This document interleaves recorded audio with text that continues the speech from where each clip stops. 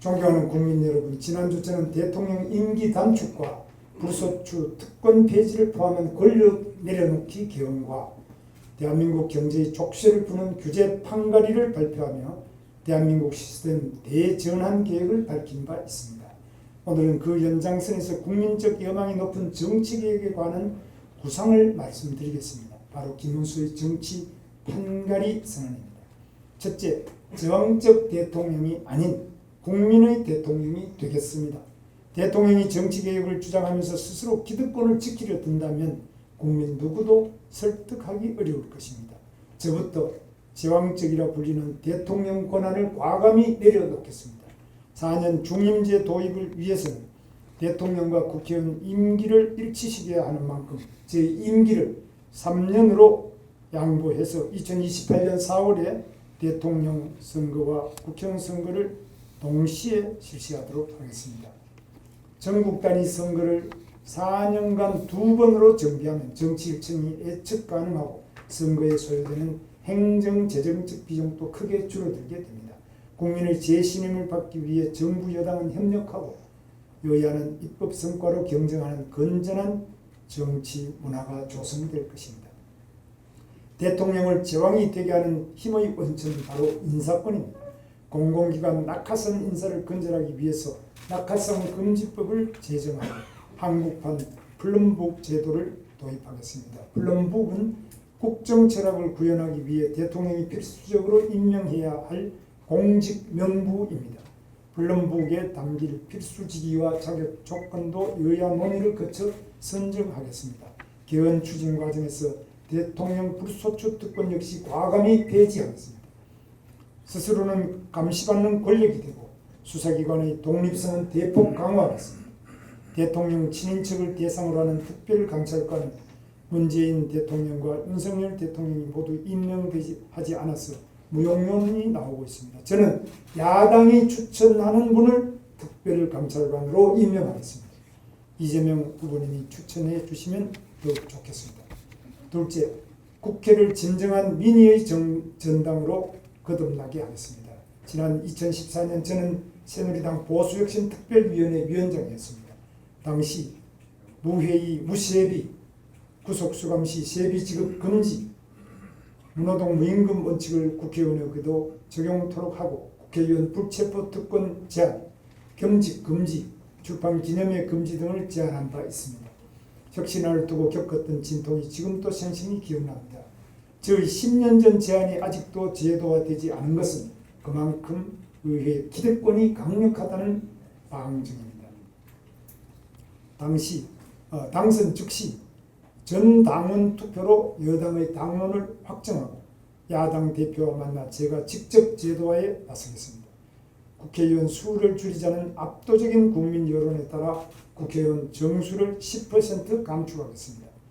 의원수 감축은 의회 기득권을 포기하겠다는 가장 상징적 장면이자 모든 공공개혁의 동력으로 승화될 것입니다. 저희 정치개혁 과제 중에서 민주당과 생각이 일치해서 당장 시행 가능한 것이 국회의원 불체포 특권, 면책 특권 폐지입니다.